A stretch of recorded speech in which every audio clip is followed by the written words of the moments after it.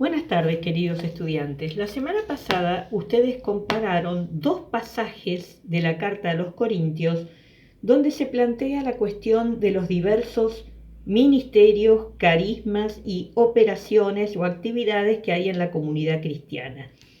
Ustedes compararon este pasaje del capítulo 12, donde el acento que pone Pablo es el acento de la unidad. Hay diversidad, pero todo viene de un mismo espíritu. Y después, al final de ese capítulo 12, vieron cómo Pablo hace una enumeración de distintos ministerios, servicios y operaciones. Como bien notaron todos ustedes, uno de los carismas que se repite en las dos listas es el de la profecía, al cual nos vamos a dedicar ahora. Y no sé si habrán observado que, por ejemplo, un don que para nosotros hoy es tan importante como el don de gobernar, el de pastorear una comunidad, es el que tienen los presbíteros, aparece una sola vez y no aparece en primer lugar.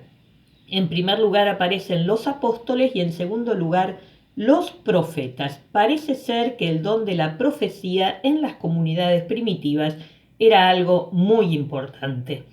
Veamos un poquito entonces cómo queda la estructura de estos capítulos 12 y 13. Todo el planteo empieza por una cuestión de la diversidad, desde la unidad que da el Espíritu. Al final vuelve a hablar de esos diversos ministerios. ¿Qué queda en el medio? En el medio queda la famosa alegoría del cuerpo de Cristo.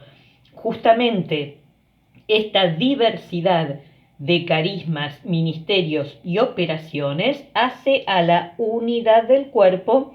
Ese famoso pasaje que ustedes conocen, el pie no le puede decir a la mano, no te necesito y demás. Hecha esa presentación, donde vemos entonces que lo que le interesa a Pablo es señalar que la diversidad de ministerios, carismas y operaciones que hay en la comunidad cristiana hacen al único cuerpo de Cristo. Hecho esto, pasa a otro pasaje muy famoso de Pablo, que es el que llamamos el himno al amor, pero que tenemos que tener en cuenta que está directamente ligado con lo anterior.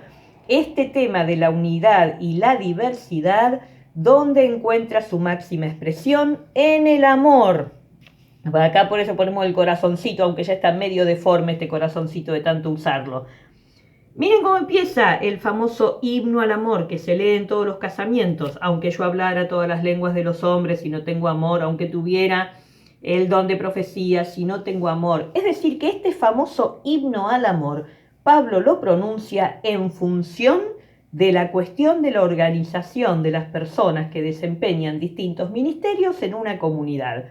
Hagas lo que hagas en la comunidad, si no lo haces con amor, aunque parezca muy cursi, eso no es del espíritu. Entonces, esto es la estructura de 12 y 13, ¿sí? El tema de la diversidad que hace al único cuerpo de Cristo, el tema del amor que supera todo. Cuando vamos al capítulo 14, parece que en esta cuestión de los ministerios hay especialmente algo que a la comunidad le está, en lo cual la comunidad no está andando bien, según la mirada de Pablo, porque empieza el 14. Procuren alcanzar ese amor y aspiren también a los dones espirituales, sobre todo al de la profecía, porque aquel que habla un lenguaje incomprensible no se dirige a los hombres sino a Dios. Y nadie lo entiende, dice en éxtasis cosas misteriosas. En cambio, el que profetiza habla a los hombres para edificarlos, exhortarlos y reconfortarlos. El que habla un lenguaje incomprensible se edifica a sí mismo, pero el que profetiza edifica a la comunidad. Acá parece ser que hay un conflicto en Corinto, y seguramente en otras comunidades cristianas también, entre dos carismas. El de la profecía, o sea, la persona que se comunica con Dios y eso que se comunica con Dios lo transmite, como dice ahí Pablo, para edificar a la comunidad. Y el don de lenguas. El don de lenguas es el don de orar al Espíritu, como bien dice Pablo, en un lenguaje incomprensible. Parece que entre estos dos carismas, profecía y don de lenguas, había también algún tipo de conflicto en la comunidad. Lo que nos deja ver la carta a los Corintios es que probablemente en la comunidad, como suele ocurrir, había cierto gusto por aquellos ministerios que se notan más o que son más efusivos, que se notan más dentro de una comunidad cristiana. Por otro lado, los griegos, viniendo como venían de la cultura en la cual existían los cultos extáticos. ¿Qué es eso? Por ejemplo, el culto al dios del vino. Tomando mucho vino, uno se llenaba del espíritu del dios y así, imbuido del espíritu del dios, cantaban, saltaban y demás formas de celebrar. Todo eso estaba presente en la cultura. Entonces, este don de lenguas por el cual se ora al espíritu en palabras incomprensibles es así, de mucha exteriorización y tiene que ver con aquello que los griegos traían de su cultura. Por eso Pablo quiere señalar, primero, que la preeminencia es el amor. Y segundo, que si vamos a aspirar a un don, si vamos a pedir algún don, pidamos a aquellos que mejor edifican a la comunidad. Por eso todo el capítulo 14 lo va a dedicar a hablar de la profecía en contraposición al don de lenguas. Fíjense que cuando ustedes compararon las dos listas, la profecía la encontraron en las dos listas.